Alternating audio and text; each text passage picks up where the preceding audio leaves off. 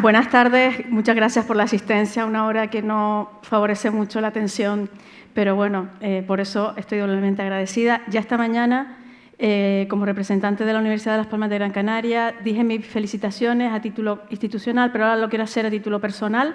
Creo que esto no hubiera sido posible, esto que es un sueño para todos nosotros, sin el apoyo incondicional del Ayuntamiento de Galdar, y hay mucha gente que aquí ha colaborado muchísimo para que estemos disfrutando de estas jornadas. La Concejalía de Patrimonio e Identidad, por supuesto, Miguel y Loli de la Asociación A Galdar, que se han matado literalmente para que todo salga bien. Yo creo que hacen magia porque no sé cómo lo han conseguido, pero finalmente ellos han estado tenazmente luchando y lo han conseguido. El Cabildo de Gran Canaria, por supuesto el alcalde de Galdar, Teodoro Sosa, que antes tuve la oportunidad de saludarlo y agradecerle personalmente todo lo que ha hecho para que sea posible que estemos aquí. A la Universidad de Las Palmas de Gran Canaria, porque sin el apoyo institucional del rectorado tampoco podría haber un aula de silbo, tampoco estaría yo aquí. En fin, en definitiva también a todos ustedes, porque si el pueblo no está interesado en las tradiciones, si no seguimos nosotros con lo nuestro, pues todo muere. Entonces creo que es un momento de felicitación, de agradecimiento, pero también de regocijo para todos nosotros, ¿no? El propio título de mi ponencia lo dice, ¿no? Yo me voy a centrar en el aula de silbo, sí que tengo una amplia trayectoria investigadora, pero sobre todo en el área de traducción e interpretación, que está vinculada indirectamente también, por supuesto, al silbo, pero llevo menos años que otros compañeros ponentes en esta área, pero sí me he implicado, como dijo Loli antes, con la creación del aula, y ahora vamos a ver cómo nació, pero no me gustaría empezar directamente como si hubiera nacido de la nada, es decir, nace en un contexto histórico que viene de una situación y de unos antecedentes, ¿no? Entonces, vamos a ir poco a poco viendo hasta llegar a la perspectiva sincrónica, es decir, cómo está el silbo hoy por hoy en Gran Canaria. Yo me voy a centrar en esta isla, porque es la situación que más conozco, pero es muy importante saber de dónde viene el silbo aquí en Gran Canaria y cuál es su recorrido histórico, ¿no? Y hasta llegar a la situación actual. Bueno, ya se dijo esta mañana, evidentemente, yo no soy historiadora, soy lingüista, pero nos queda claro que todo lo que sabemos o lo que queremos saber sobre la historia de Canarias parte de hipótesis, ¿vale? No teníamos en aquella época los medios que tenemos hoy, por lo tanto, nos tenemos que basar en indicios y en las hipótesis de los investigadores expertos en historia de Canarias, pero todo parece indicar que los primeros pobladores de las islas vinieron de lo que hoy conocemos como la Atlas marroquí y se establecieron en Canarias por causas que todavía no están claras. Para empezar mi ponencia he escogido un artículo de Morales Padrón del año 93 que pueden encontrar fácilmente en internet. Si ponen Morales Padrón 1993 les va a salir. Y también en el libro sobre el lenguaje silbado del hierro, pero que tiene una amplia visión también de los antecedentes históricos del silbo en las islas, de David Díaz Reyes, que es uno de los ponentes de estas jornadas. Con respecto a Gran Canaria, me gustaría leer esta cita de Alonso de Palencia, en 1490. Ya mi admirado profesor Trapero esta mañana comentó también al respecto. En concreto, esta cita que alude a esta isla dice: acudieron desde diversos lugares cuando, desde las atalayas, que se habló mucho también de esta palabra y no conocía exactamente su origen, y agradezco al profesor Trapero todas las explicaciones, siempre aprendemos mucho con él. En rocas inaccesibles, los viejos les indicaron con un silbido que utilizan como las señales de un cuerno o de una trompeta, que ya podían y debían atacar al enemigo. Es decir, claramente leemos entre líneas que debía ser el lenguaje silbado articulado porque había mensaje, no era un código, estaban transmitiendo una información. ¿Por qué esto? Porque claramente uno de los primeros usos de silbo que podemos constatar precisamente en las crónicas de los conquistadores castellanos es el uso militar, es decir, el uso en la batalla para comunicarse de forma críptica, ¿no? con los demás que estaban en la lucha, y claramente en las crónicas justo lo primero que sabemos es este uso. Sin duda también hubo un uso pastoril que se mantiene hasta hoy en día, también para la caza.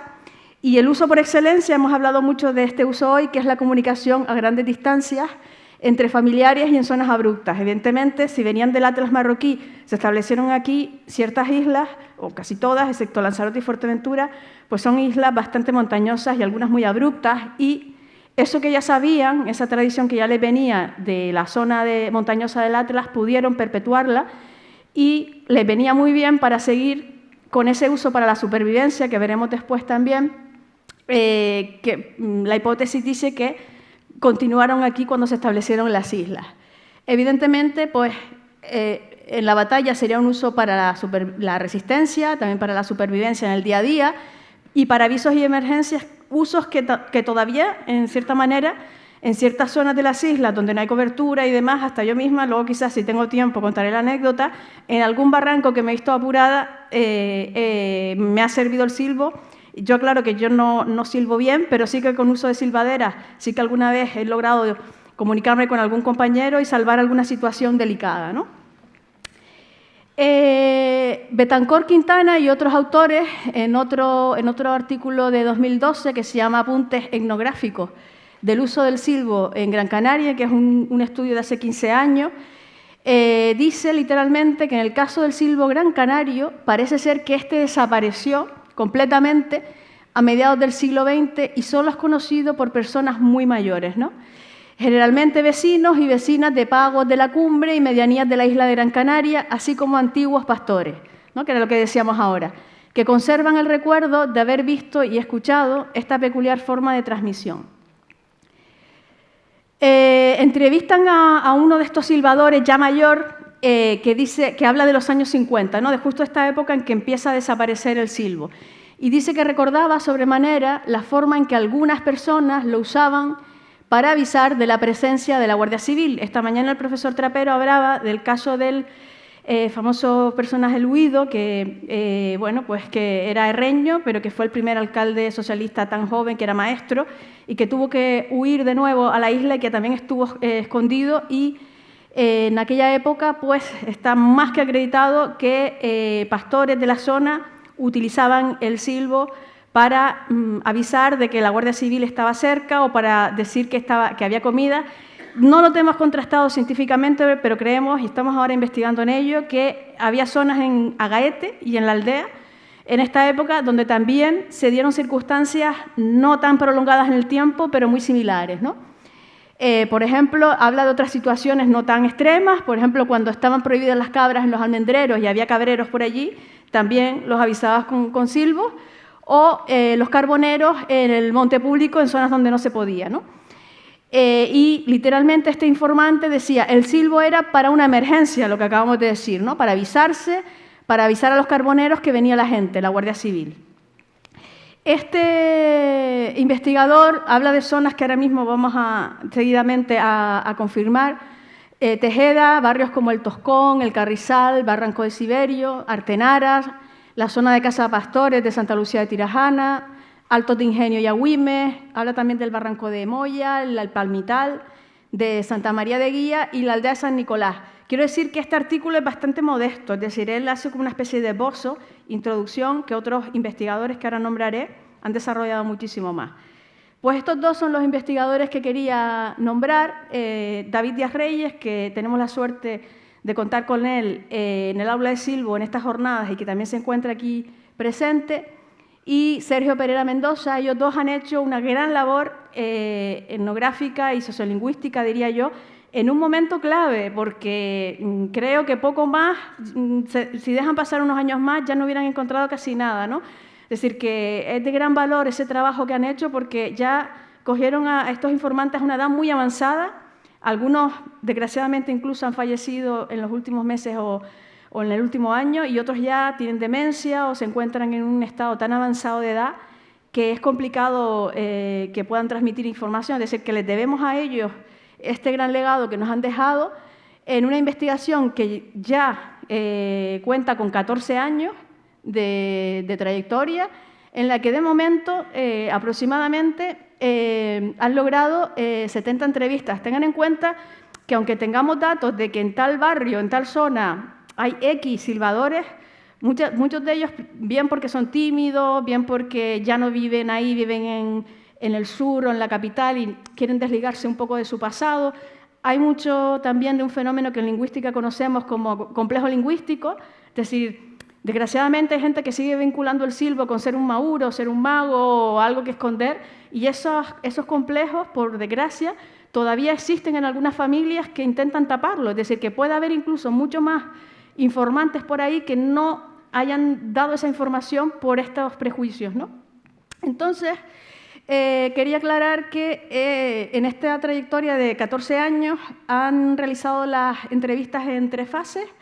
La primera, entre 2011 y 2015, luego hubo un pequeño receso, luego hubo otra fase de unos 4 años, ya podrán adivinar por qué, ¿no? Por el confinamiento, la COVID y demás. Hubo una época ahí en la que no pudieron hacer entrevistas y retomaron la labor en el 2021. Puse 2025 por poner un tope, pero realmente la labor no está acabada, es decir, se siguen haciendo estas entrevistas, pero es por tener ese rango de que llevan 14 años y todavía siguen en ello, ¿no? Que como mínimo tienen registrados ya 14 años de investigación. En su libro El lenguaje silbado en la isla de en el documental El lenguaje silbado en la isla de Gran Canaria de 2022, basado precisamente este documental en estas investigaciones, David Díaz Reyes recoge qué ha ocurrido para que a mitad del siglo XX, como decía el investigador anterior, se produjera esa decadencia en el uso del silbo, empezara a entrar en retroceso hasta caer en el desuso del silbo tradicional, como ocurrió luego a finales de ese siglo hasta hoy en día, ¿no? Por ejemplo, una primera causa muy evidente que todos conocemos es la migración del campo a las ciudades y zonas turísticas. Es decir, sabemos que a partir de mitad de los años 60, por ahí, empezó a verse un auge del turismo en el sur de Gran Canaria y en ciertas zonas costeras de la isla. También empezó a ser más intenso el comercio en la capital y hubo una gran desbandada, ¿no?, de población de las zonas rurales a las zonas urbanas. Esto produjo, evidentemente, un bajón muy grande en el uso del silbo tradicional. Evidentemente, la actividad agrícola y ganadera requiere también de mucha comunicación entre pastores, entre vecinos, entre familiares. Al cesar esa actividad, pues también baja el uso, ¿no? Otro factor fundamental es la tecnología, es decir, en los años, yo recuerdo ser pequeña, todavía la gente no tenía teléfono en las casas, pero sí ya había un teléfono en la tienda del pueblo. Es decir, que ya en los años 70, por ahí, 80, pues empezó ya a tener casi todo el mundo teléfono, o como mínimo en la tienda o bar del pueblo ya había un teléfono, la gente se comunicaba más fácilmente, mejoran mucho las carreteras, y la gente empieza a tener coches, el famoso coche de hora que pasaba cada no sé cuánto tiempo, pasó a ser mucho más frecuente y, evidentemente, si mejora la movilidad y mejoran las comunicaciones, el silbo como supervivencia o como elemento para sobrevivir ya deja de ser un elemento fundamental. Adentrando en la investigación de Díaz Reyes y Pereira Mendoza, me gustaría detenerme en las zonas estudiadas, que se parece muchísimo a las zonas que el investigador anterior señalaba. Por lo tanto, estamos viendo que hay una coincidencia entre investigadores muy clara. Las zonas que ellos han peinado, entre comillas, hasta el momento son la cumbre de Gran Canaria. En concreto, los pueblos de Tejeda y Artenara han logrado entrevistar a 9 informantes. El norte de Gran Canaria, estaríamos hablando de esta zona del norte, Arucas, Moya, Santa María de Guía, los Altos de Galdar, incluyendo Juncalillo y esa zona cercana a Artenara, ahí hubo mucho silbo, y también Agaete, en la zona del Valle y demás, han logrado 11 entrevistados en esa zona. Luego está el sureste de la isla, los Altos de Ingenio, Altos de Agüimes, Casas Pastores en Santa Lucía de Tirajana, pues 13. Luego la cuenca de Tirajana también es otra zona que sabemos que tuvo mucha presencia de silbo también, en Taidía en concreto, y en otras zonas aledañas pues tienen 6 entrevistados. Y el suroeste también es una zona lógicamente muy alejada de la capital, imaginen, Tasarte, La Aldea, los Altos de Mogán, incluyendo Beneguera, pues hay 10 informantes de esa zona hasta el momento. Y quizás se lleva la palma la aldea San Nicolás, incluyendo Tasarte, con 22. ¿Y por qué? Porque, por lo que acabo de decir, porque era un pueblo muy alejado de la capital y, bueno, en el documental podemos ver algunos informantes más jóvenes que dicen que recuerdan de pequeños que ir a la capital era solo para asuntos muy graves, prácticamente que alguien se estuviera muriendo porque tenían que ir a un médico y que no había forma humana de ir a otro más cercano porque es que no había otro. Si no, la gente no salía de la aldea, por lo tanto es normal que tuvieran este tipo de comunicación. En concreto, yo creo que bastantes de los que estamos aquí hemos visto ese documental, hemos tenido esa suerte, pero puede ocurrir que haya gente que no. Entonces, se podría pensar que todo esto que yo estoy diciendo es exagerado, que, bueno, pues que esos hablantes que hoy en día pues tienen 90 o 90 y pico años realmente tenían un código, o que no era un silbo articulado, sino eran silbidos, como a veces se oye despectivamente, ¿no? Sin ningún tipo de sentido, o que eran silbos de pastores a las cabras, pues para que se vea que esto no es así, ni mucho menos, sino que era un lenguaje silbado articulado, como el que podemos oír hoy en día en las escuelas de silbo. Vamos a proceder a oír 4 minutos de ese documental del lenguaje silbado en la isla de Gran Canaria, y he seleccionado solo esos 4 minutos donde todos los que hablan son esos silbadores tradicionales que aprendieron de su familia. Quiero aclarar, antes de pasar al documental, que estamos hablando de 70 silbadores que se han podido entrevistar. Hay otros muchos que por las razones señaladas, por timidez, por complejo lingüístico, por desconocimiento porque no sabemos dónde están, porque están ya en otras partes de la isla y es muy difícil saber dónde están, o bien por edad, o bien por muchos motivos, sabemos que hay más de estos, por supuesto, y que exponencialmente nos hablan de padres, abuelos, tíos. Me enseñó mi tío, me enseñó mi abuelo, por lo tanto, de estos 70 podríamos multiplicar y nos saldrían muchísimos, ¿no? O sea, para tener una pequeña muestra muy breve de estos informantes y también como homenaje a ellos, por favor, el compañero adelante, que tenemos el clip preparado. A lo mejor estábamos allá abajo, lo llamaba, ven para abajo o ven para arriba, esto, lo otro. O las cabras están en tal sitio.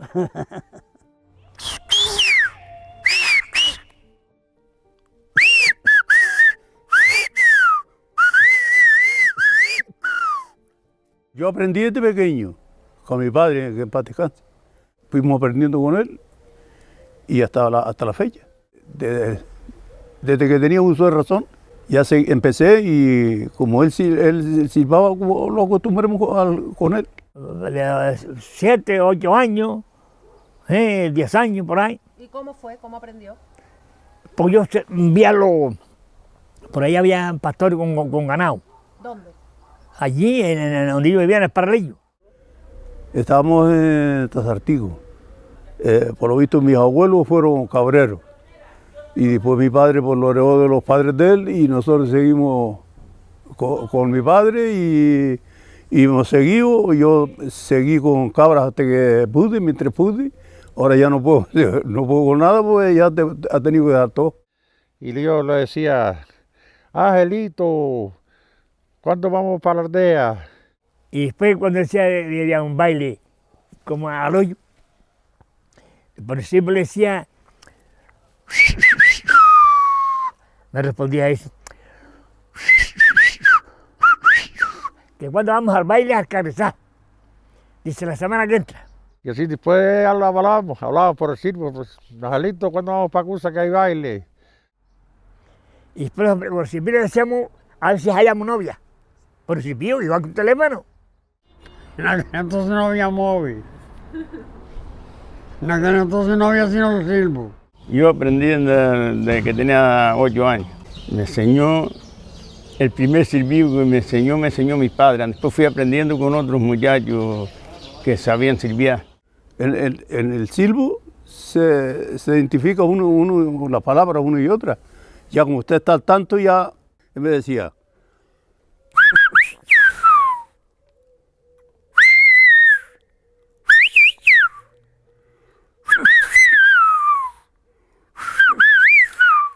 David, ven a comer. Chiquillo, ven aquí.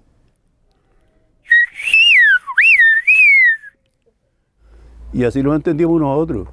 Sí, me enseñaron a silbiar ven para abajo Juanillo esta noche. Que a veces se camisaba piñas, se hacía esto. Bueno, el silbido se necesitaba para llamarlos si estábamos lejos de la casa o esto. Si íbamos a camisar piñas, si iban a bailes y a eso, lo utilizaba. El silbo se usaba porque no había teléfono, no hay lo que hay hoy. El silbo se utilizaba porque la voz no llegaba allá frente y el silbato sí. 12 o 13 años por ahí guardando las cabras, ahí detrás en la montaña Esloa y toda esa zona, fue donde yo más aprendí a silbar. Con un compañero mío, un amigo, que íbamos a guardar las cabras juntos. Lo decíamos, tratábamos de hablar y decirnos algo con el silbo para entenderlo, como mira aquella cabra o ven para abajo y quítate la ropa que lo vamos a bañar. Quítate la ropa que lo vamos a bañar en el tanque. Todos eran de aquí, ellos aprendieron con los viejos antepasados. Porque a mí me decían, no, yo aprendí con tu tío, el otro yo aprendí con mi abuelo, yo aprendí con mi padre, y toda esa gente así. Cuando la gente venía de estos artículos, que venían por la tenda del Gaín, que le llaman a esa, se silbaban a los que estaban aquí en el palillo, que le llaman el palillo, ¿no? Y entonces decía, mira, vamos a ir a hallarnos una copa a Casa Majorero, hallarnos una copa a Casa Miguel Deni, o Casa Juan Deni. Y entonces ya el otro que lo contaba, venga, y ya. Vale, creo que se merecen un aplauso todos ellos.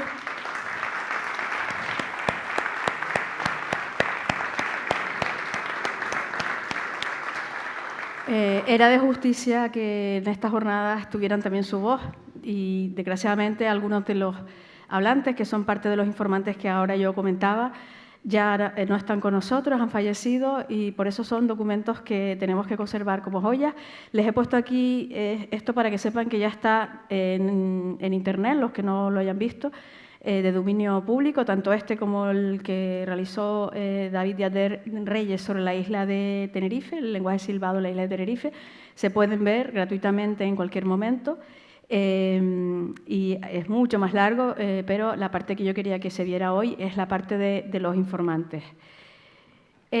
Vamos a dar un pequeño salto, porque podríamos pensar, bueno, pues si ya esos usos tradicionales ya no son necesarios, ¿para qué, no? Aparte de que, por supuesto, es una tradición que no podemos perder, sí que sigue siendo útil. Yo, por ejemplo, que soy nadadora de aguas abiertas, a veces pierdo al compañero porque en el mar no se ve nada, y silbar, el agua, como bien dijo el doctor Meyer esta mañana, es una gran transmisora de sonido.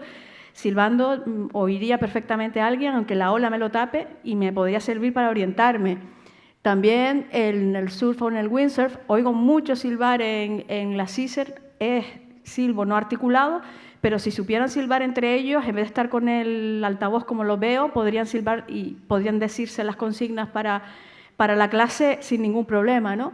En la montaña y en el senderismo, entre silbadores está bien, pero sí que un compañero que silba mucho en Europa, que camina mucho en Europa, sí que me dijo que había que tener cautela porque la consigna es si se oye silbar, por ejemplo, en los Alpes o en alguna montaña europea, uno piensa que es alguien que está en peligro, es como una especie de consigna. Entonces, claro, si desconocen toda esta tradición, podríamos alarmar, ¿no?, a algún guarda o a alguien. Entonces habría que usarlo con cierta cautela, y travesías con caballo, golf, en la orientación, por supuesto el uso recreativo o lúdico que se hace a veces. Para que vean que esto no es descabellado, hay otro documental que no tiene nada que ver ni con el aula de silbo ni con Yo Silbo, que han hecho unos deportistas que practican highline, que como saben es un deporte que se hace pues colgando de unos cables entre montañas y demás. También se habla de escalada. Simplemente con poner ese título, es muy reciente, es del año pasado, también lo podrán ver, es cortito y está muy bien. Y bueno, me estoy pasando de horas, como ya preveía, pero voy a intentar terminar lo más brevemente posible. No quería empezar por esta situación, creo que era muy importante que vieran los antecedentes, el silbo en Gran Canaria, por qué llega a esta situación y cómo era antes. Ahora mismo, como universitaria investigadora, yo lo que detecto es que está en peligro de extinción. En lo que se refiere a silbadores tradicionales, lo está, y están muriendo los últimos que quedan, y cada vez pues, hay menos transmisión generacional. Por lo tanto, hay que intervenir desde la universidad y desde también pues, otras organizaciones sin ánimo de lucro que aquí he detallado. Una es la Asociación Cultural Yo Silbo, que lleva 16 años ya con cursos de silbo con un gran éxito. Creo que este año han tenido 600, a lo mejor me quedo corta, entre 600 y 800, muchísimas prescripciones y otro tipo de eventos relacionados con el silbo que también promueven. El aula cultural de silbo, que me voy a centrar en ella ahora, por eso no me quiero detener, cuenta entre sus miembros con Raúl Martín Almeida. Él ha creado un proyecto que a mí me parece interesantísimo, se llama Arraigo, es muy nuevo, y precisamente por esta situación de peligro de extinción que tenemos hoy en día, él está haciendo una labor que me parece maravillosa, y es aquellos descendientes de silbadores tradicionales que, por lo que sea, no pudieron aprender de sus padres porque, como decía antes, pues ya estaban en el sur o en Las Palmas, en otro sitio donde no hacía falta el silbo, y pues nunca lo aprendieron. Ahora están aprendiendo, él le pone, como siempre, a todo lo que hace mucho cariño, y creo que está rescatando el silbo tradicional de esa forma, intentando que los descendientes, que en algún momento se perdió, digamos, de la historia, esa transmisión, pues vuelvan a recuperar esas familias esa tradición. Me centro ahora en lo que más me toca a mí, que es el aula cultural de silbo de la universidad. Algunos se preguntarán cómo llega un aula de silbo a esta universidad, cómo nació, cuáles son sus objetivos y qué es lo que hacemos, ¿no? Bueno, precisamente hace 3 años y medio aproximadamente, en el Paraninfo de la universidad tuvo lugar el acto no académico con mayor afluencia de público de la historia de la universidad. Ya sí se ha llenado de actos académicos, pero este era un evento que no tenía nada que ver en principio con la actividad académica, y se agotaron las entradas, había gente, y creo que el aforo es de unos 500 personas, y fue el estreno del documental El lenguaje silbado en la isla de Gran Canaria.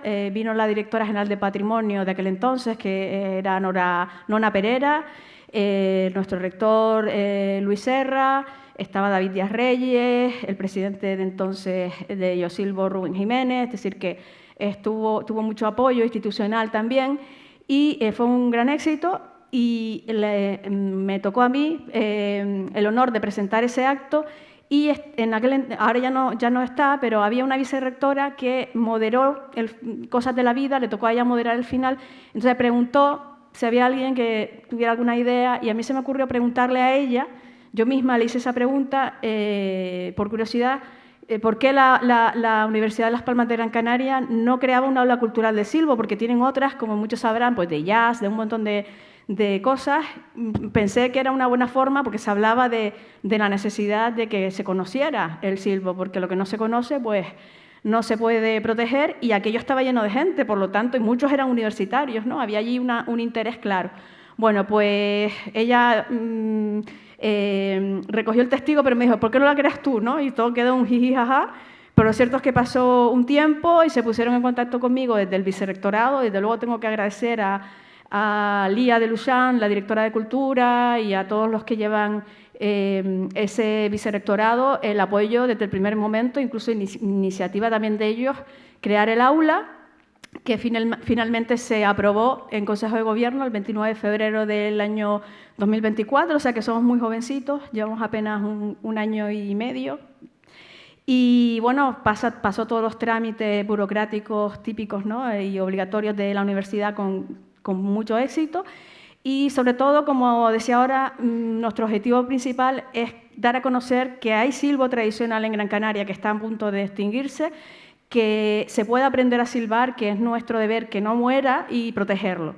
Entonces, los objetivos específicos que se aprobaron ese día en Consejo de Gobierno no son todos, pero he enumerado los más importantes: promover y facilitar el aprendizaje del silbo en todos los estamentos de la comunidad universitaria, en la sociedad canaria en general; propiciar el estudio y la investigación del lenguaje silbado en la universidad; divulgar los materiales escritos y audiovisuales relativos al lenguaje silbado en la comunidad universitaria y en la sociedad canaria en general. De hecho, en el repositorio institucional tenemos pensado ir publicando ahí pues, todos los archivos sonoros, ¿no? de los que disponemos, crear y promocionar foros, seminarios, encuentros, ¿no? como este, académicos entre especialistas, estamos cumpliendo, como ves, del lenguaje silbado, así como entre especialistas y miembros de la comunidad universitaria y de la sociedad canaria en general. Y bueno, en menos de 2 años pues hemos hecho unas 20 actividades, que conste que no estoy diciendo nada de esto para ponernos medallas, sino porque creo que hay gente que no nos conoce, para que sepa dónde estamos, que a través de la agenda cultural puede seguir nuestras actividades, que hacemos este tipo de cosas para que se unan, ¿no? Por ejemplo, hemos hecho el año pasado el taller de Silbo 1 y el taller de Silbo 2, y este año estamos ahora mismo otra vez con el de Silbo 1, y estoy viendo aquí sentados algunos de los alumnos del año pasado, que me enorgullece mucho que estén aquí y que sigan interesados, ¿no? en esta tradición. También entre algunos compañeros del aula produjimos el vídeo didáctico Descubre el Silbo, que se está usando en algunas aulas en institutos de la isla. También en colaboración con la asociación La Huella de los Canarí, que no sé si los conocen, es una asociación de profesores de secundaria muy interesados, ¿no? en que la comunidad, digamos, joven que está en los institutos, los estudiantes, conozcan, ¿no? su identidad y a distintos aspectos tradicionales de las islas, y han apoyado muchísimo también al aula de Silbo, y el año pasado vinieron creo que casi 300 estudiantes de los últimos cursos de la ESO al Paraninfo de la universidad, a un acto que apoyó el rector con su presencia, y estuvimos haciendo pues, también divulgación con ellos. También en el campus de Humanidades, que está en Tomás Morales, por la tarde, cuando los estudiantes están por allí, los estudiantes universitarios, hemos hecho algunas actividades de Silbo Campus, que es silbar para que ellos vean cómo es y lo conozcan. También saben que en nuestra universidad es pionera en los estudios a mayores de 55 años, se llaman estudios senior, y hemos ido a La Granja, que está, como saben, cerca del Materno, hacer algunas actividades parecidas a las que hacemos en el Obelisco, e incluso una sesión musical de folía silbada a cargo de David Díaz Reyes, que era el que silbaba y uno de los mejores pianistas de España, que es Oliver, que es el director de campus de la universidad, es decir, que estamos haciendo cosas también originales, ¿no? para que todo el mundo pueda disfrutar de ellas, charlas, o sea, el fin es la divulgación. Evidentemente, el aula de Silbo, al igual que otras asociaciones, es sin ánimo de lucro. Aquí nadie cobra nada, no tenemos subvenciones, simplemente las actividades que suponen gastos, pues intentan ayudarnos, ¿no? con los gastos de los pagos de las facturas, pero esto es simplemente para que la tradición no se muera. En las jornadas que se llaman, no sé si la conocen, A Pint of Science, que son europeas, se hacen en toda Europa, y científicos van a esas jornadas pues a sitios menos ilustres que estos, es decir, incluso en bares, en restaurantes, ¿no? Pues se habilitan sillas y mesas y se hablan de distintos temas, incluso el rector ha ido y ha hecho alguna charla. Pues yo tuve el honor de hacer uno este año que se llama Si me silbas, si te entiendo, donde hablé a un grupo de personas que no sabían nada de silbo sobre esta tradición. También el Departamento de Filología Moderna, Traducción e Interpretación, que es al que pertenezco, creó un seminario académico llamado Lengua, Comunicación y Patrimonio, Oralidad y Escritura, y varios de nosotros también expusimos ahí resultados de investigaciones. En el Real Club Victoria, que como saben está en la Playa de las Canteras, también dimos una charla para los socios y externos. Y la universidad también nos honró con la invitación a silbar en la fiesta de bienvenida del campus del Obelisco del curso académico 2025 y 26. Curiosamente, y tengo que reconocer que fue casualidad, no había habido coordinación, la Universidad de La Laguna tuvo la misma idea, porque más o menos es la misma semana en la que empezamos todos, y ellos también hicieron una muestra de silbo en su jornada de acogida y bienvenida. Yo creo que es una buena noticia para todos los canarios que nuestras universidades apoyen con el silbo sus actividades académicas. Y por último, ya me estoy pasando de la hora, yo usaría 2 palabras para resumir el fin del aula de silbo. Una es la revitalización, es decir, que esa tradición que antes se transmitía de generación a generación siga y no muera, y para eso hay que divulgarla, porque, como decía antes, lo que no se conoce pues no se puede proteger, y precisamente la protección nos parece fundamental, y como tradición tenemos la obligación de luchar para que esté protegida, Y con esto ya sí que prometo que acabo. Este es el mapa de la realidad actual, digamos, de Gran Canaria, de municipios, los que están en verde, ayuntamientos que ya en sus plenos han apoyado el aval para que el silbo de Gran Canaria sea considerado bien de interés cultural. Los que están en blanco, ojo, no que significa que hayan dicho un no rotundo, simplemente todavía no hemos podido llegar a todos, otros se lo están pensando, pero la gran noticia para los que no lo sepan es que el Cabildo de Gran Canaria aprobó esta moción por unanimidad, además de todos los partidos políticos, con la que está cayendo lo difícil que es que los políticos se pongan de acuerdo, el 28 de febrero de 2025, es decir, que estamos hablando de que finales de febrero es una fecha mágica, ¿no?, para el silbo de Gran Canaria. Y bueno, pues como bien ha dicho el director general de Patrimonio de la isla, del Cabildo de Gran Canaria, que tenemos el honor de que esté aquí con nosotros, porque coincide que también es el cronista oficial de esta ciudad, pues ahora mismo está en trámite, estamos en una especie de lista de espera.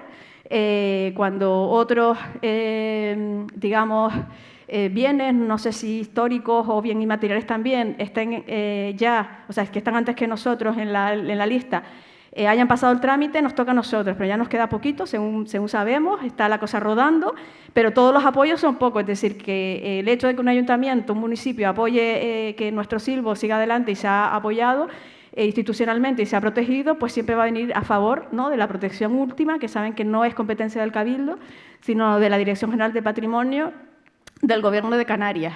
Por lo tanto, el aula de silbo, y ya con esto sí que acabo, no tiene otro objetivo que este, y que no es poco, ¿no? Proteger nuestra tradición, que no muera, y darle esa cientificidad que creo que tiene que tener el estudio del silbo, ese rigor, ese ánimo que tenemos todos nosotros, que se sepa lo que las investigaciones científicas de verdad han corroborado y no estemos moviéndonos con leyendas o con interpretaciones, sino para bien o para mal, lo que las investigaciones digan, pues ahí estaremos nosotros para recogerlas y protegerlas. Y bueno, si están interesados en seguirnos o en realizar un taller con nosotros o ver las actividades que hacemos, todas son gratuitas. El taller es casi simbólico, no gratuito, pero casi, prácticamente es para que la universidad pague los gastos de luz y agua y ya está. Si van a la agenda cultural de la ULPGC, lo pueden poner así en Google, pues aparecemos ahí todos los meses con alguna que otra actividad. Así que muchas gracias a todos por su atención y disculpen que me pasé de la hora.